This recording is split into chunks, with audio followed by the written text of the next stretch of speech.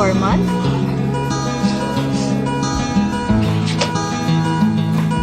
Hello?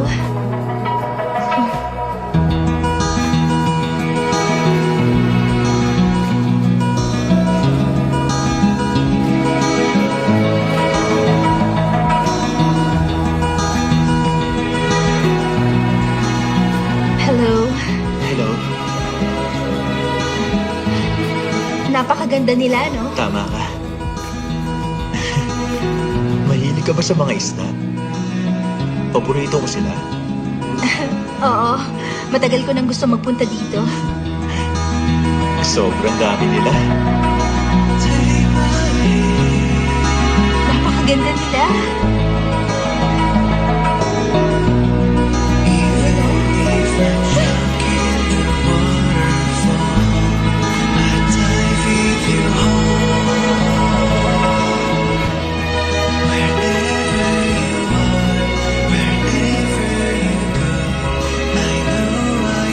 Siguro tulad tayo ng mga bituin sa kalangitan.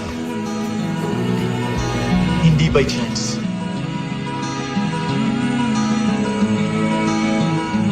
Pero may destiny. Ano yung sinulat mo dyan? Ha? Okay lang yan. Ipakita mo sa akin. Kinabisado ko lahat yan pero kinabahan ako. Siguro tulad tayo ng mga bituin sa kalangitan. Gusto kita. Ah. Pakiramdam ko sa sabog na ang puso ko. Gustong gusto kita. Parang mamamatay ako. Sa panahon to, wala nang lalaking ganyan ka straightforward.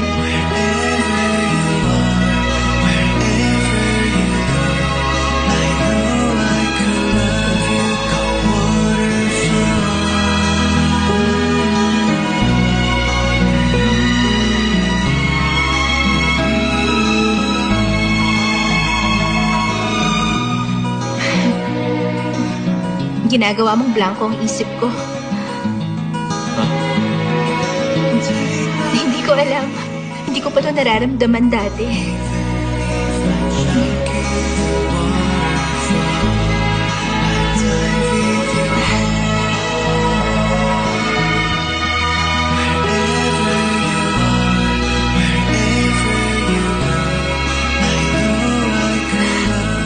Joara. Simula ngayon, tawagin mo na lang ako sa pangalan ko. Oo. Sige, gagawin ko.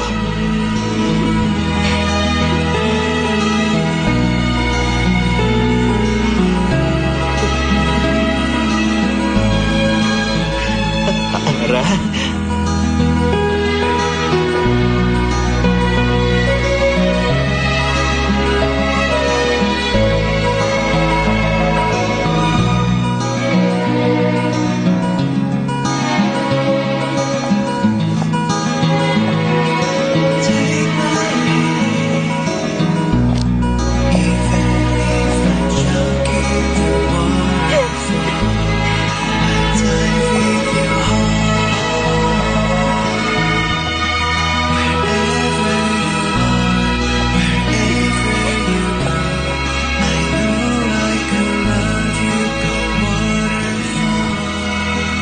Dito na ako.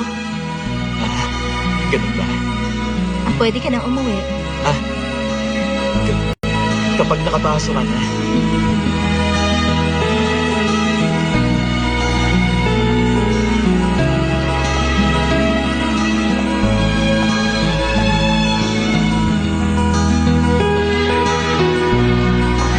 Alis ka na.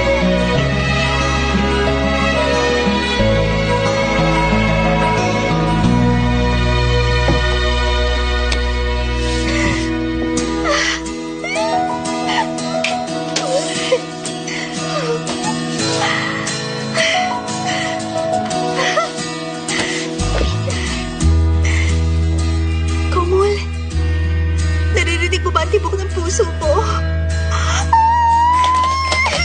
Ano gagawin ko? Hindi ko inakala mangyayari to sa akin.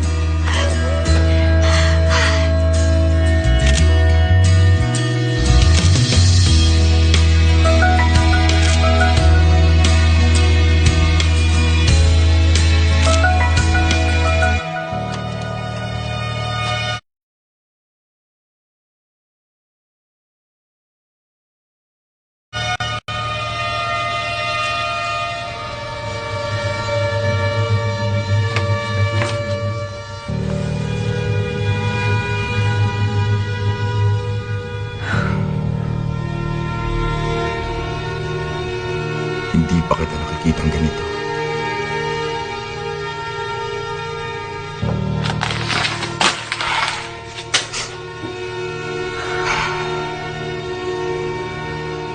Hindi pala akong first love mo. Kaya pala...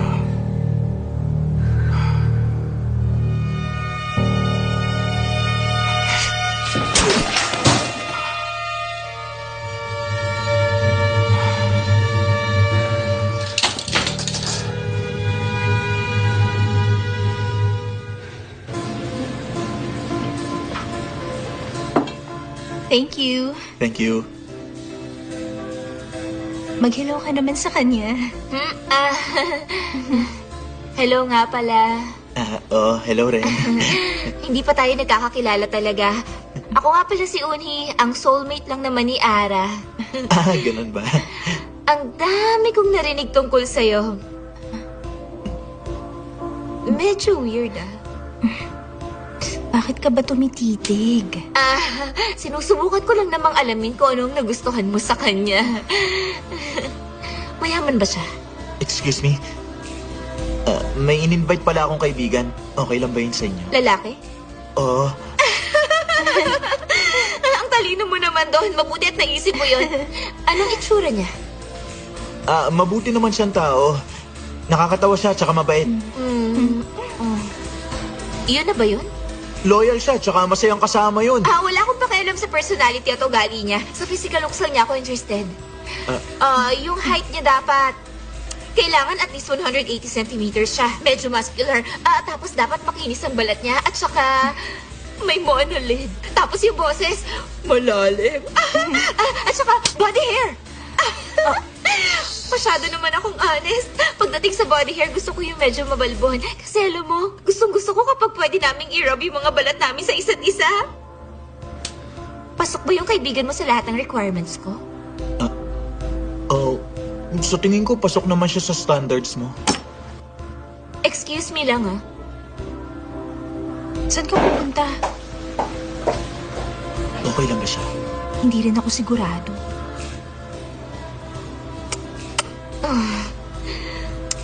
Aakitin ko siya. Tingnan natin. Kailangan makita ang clavicles ko, okay? Hello, Miss Unhi.